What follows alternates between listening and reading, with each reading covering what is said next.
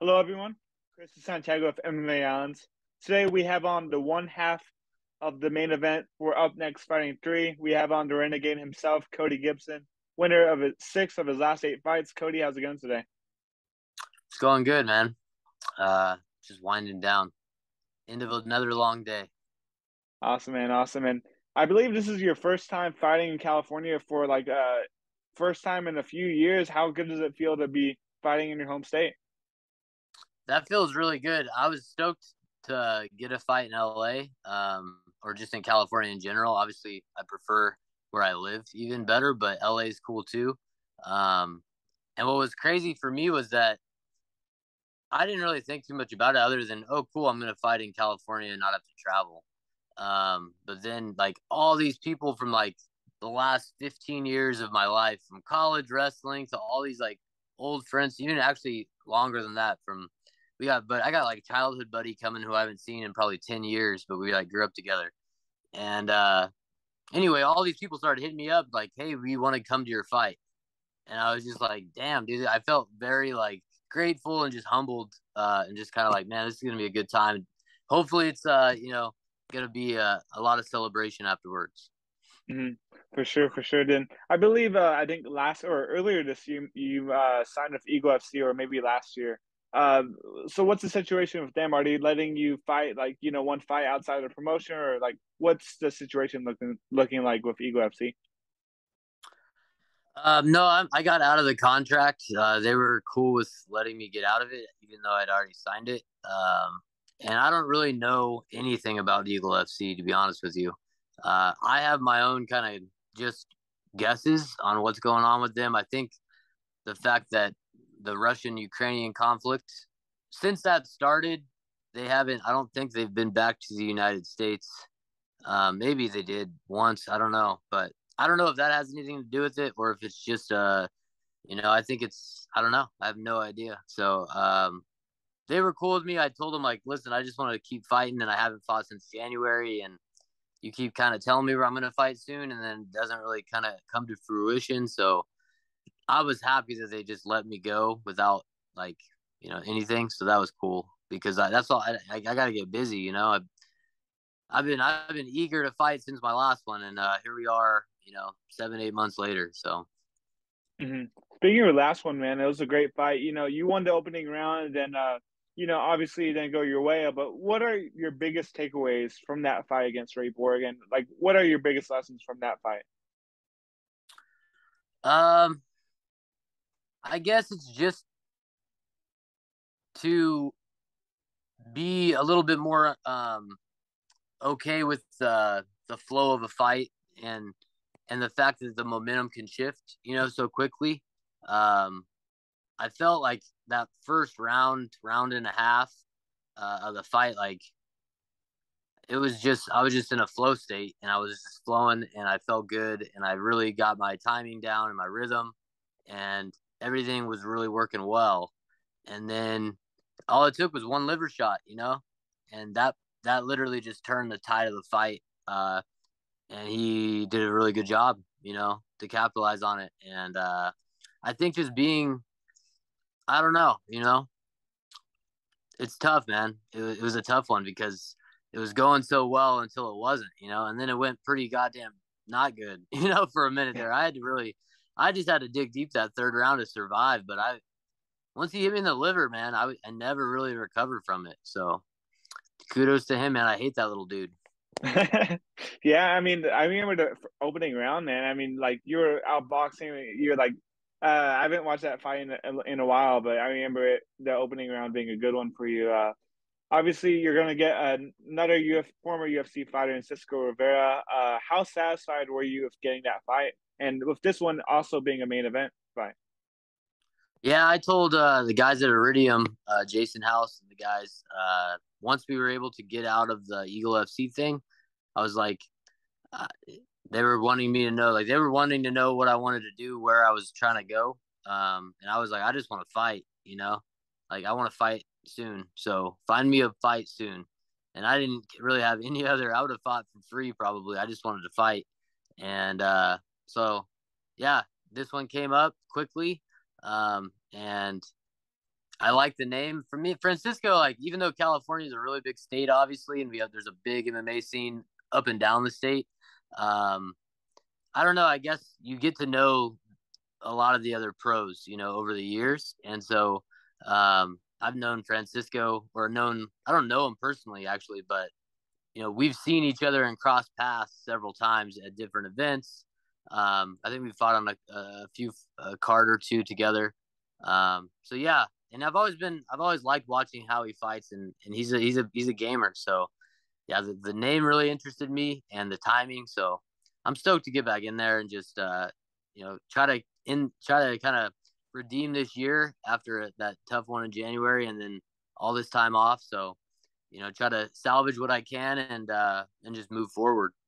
And Cisco's he's a tough veteran, man. He's been in the game for a while now. And you've seen him on the come up as well, on the regional scene. But like, what do you make of his style, and like, what does he bring to the table that you have to look out for?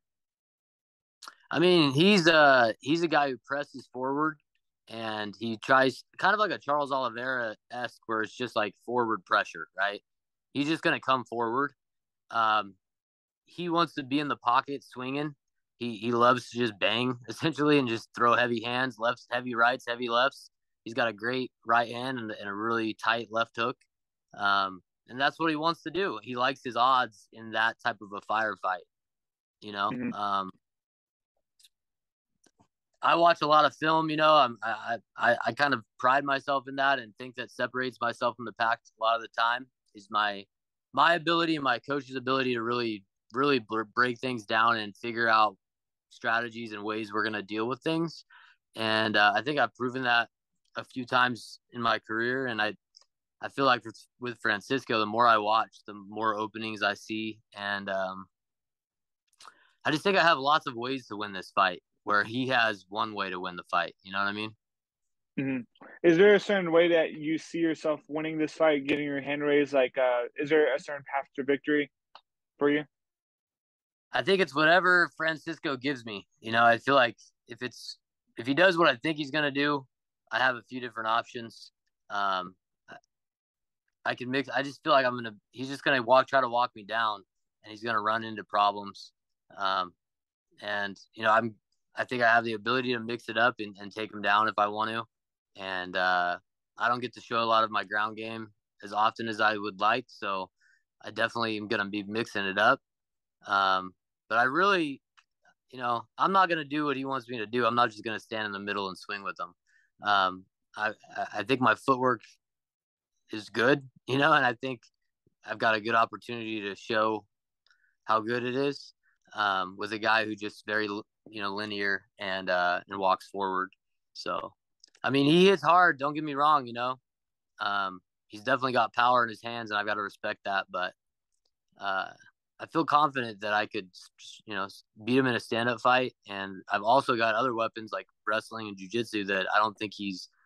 I'm sure. I mean, you don't fight for as long as we've been fighting and not have a ground game, or not have some takedown defense. So I'm sure he's not like a fish out of water or anything. But I feel like I'll have significant advantages in those departments for sure too. Mm-hmm. And you guys are the 2 men in the marquee at Up Next Fighting Man. But free from that Eagle FC contract, do you see yourself going back to XMA maybe later next year, or like any other promotions that you want to be involved with come 2023? Um, yeah, I just kind of took this fight, and I didn't even know it was a title fight, but it's not 5 rounds, which kind of I wanted 5 rounds. Um, Oh, it's the title fight? yeah, I didn't really know that until Huh. recently, but it says title fight. It's a title fight, but I guess it's a 3 round title fight, which I don't understand either. I want it to be 5 rounds, but um, whatever. I don't even like this promotion's been cool. Um, but I definitely want to sign with a big promotion. The PFL was talking about doing a bantamweight tournament next year, and they had I think I was looking it up, and like there was some articles in July of this year where Ray Sefo had done a press conference after an event and talked about doing a bantamweight tournament, but I haven't heard anything about it since. So that would be ideal. I would love to do something like that. I can't think of a better way to kind of ride off into the sunset than trying to win $1 million, you know. And they've offered me to be in the 145-pound tournament a few years ago, Oh wow. and I tore my bicep, and then I tore my shoulder. It was a miserable, 9 months, 12 months there. But so yeah, that's something that I like to see if it actually comes to fruition. Bellator is always maybe there too. I don't know. The UFC, I don't know if that door's closed. But yeah, I'm looking to get paid before I get done doing this. Hmm. For sure, man. And if the PFL were to make a bantamweight division and you were in it, what would you do with $1 million if you won that, that tournament? What would you do with that type of money? Oh man, well it's not that much money anymore, right? Dude, I just pay off a house and that'd pretty much be it. Like where I live, dude, it's like 700,000-800,000 for a house here. Wow. Yeah, that's insane. It's not cheap, so I'd get a nice house and buy it outright and invest the rest. And I'd still be in the classroom on Monday, but it would definitely go a long way for sure. Yeah, what are you teaching the kids now? Like, so when I first met you, I think you were a political science teacher, AP or something. Are you still doing that, or are you like in a different subject now? Yeah, I was commuting like 45 minutes up or down to Arroyo Grande, and I love the job and I love the city there, but I was tired of the commute, and I'm already so busy with between training and teaching that I was like, I'm wasting an hour and a half of my day. And so I was able to find a job closer to home, but I'm teaching junior high PE now.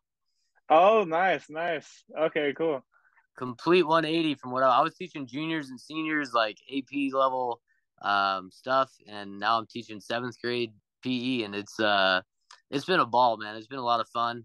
It's got different challenges, but you also laugh a lot. These kids are hilarious sometimes, so yeah. Do they know that you fight for a living as well, or? Yeah, everybody pretty much knows that I fight.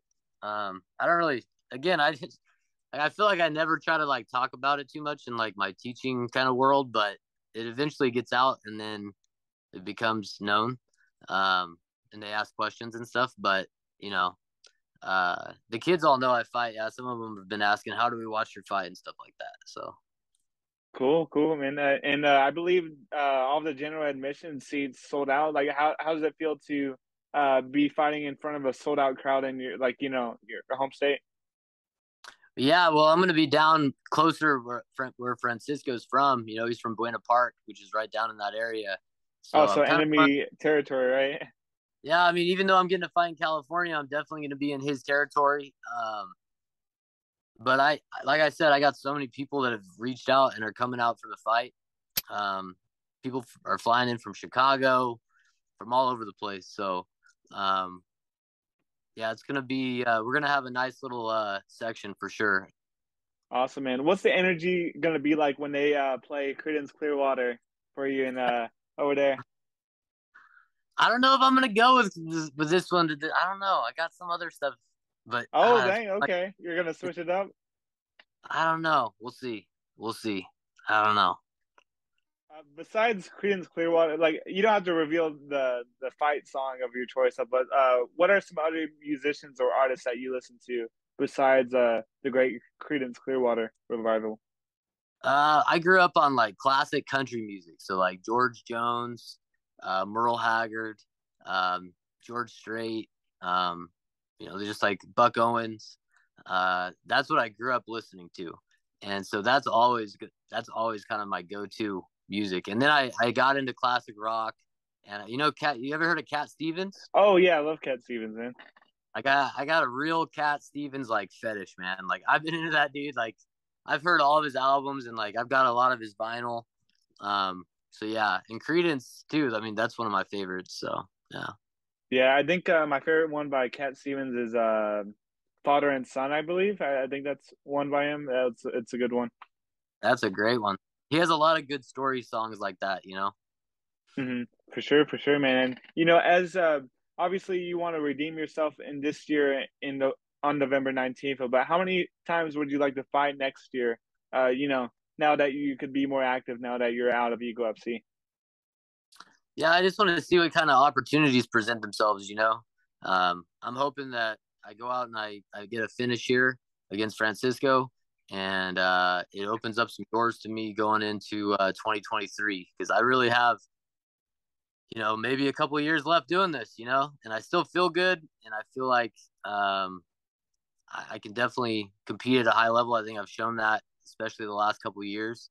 Um, so I'm ready to make a move, in some way, shape, or form. So hopefully, some opportunity. I'm kind of just focusing on this fight, and then we'll see what kind of opportunities present themselves. But yeah, I'll definitely want to be active. I definitely want to be active in 2023. But I also want to be active in the right places, you know? For sure, man. I think that's all the questions I had. I just want to thank you again for the time, Cody. Is there anything that you want to say to the fans out there watching? Oh man, it's just tune in. You could actually, obviously, if you live in California in the LA area, there are still reserve seating. There's still some reserve seats left, even though general admissions all gone. But even if you don't live in LA, I believe it's a pay per view or a subscription. You might have to pay $5 or $10, but it will be broadcast. So check up. I think it's Up Next Fighting is the promotion's name. So check them out. It'll be a fun fight, man. Francisco's a banger, dude. He never disappoints, and that's fun to get ready for.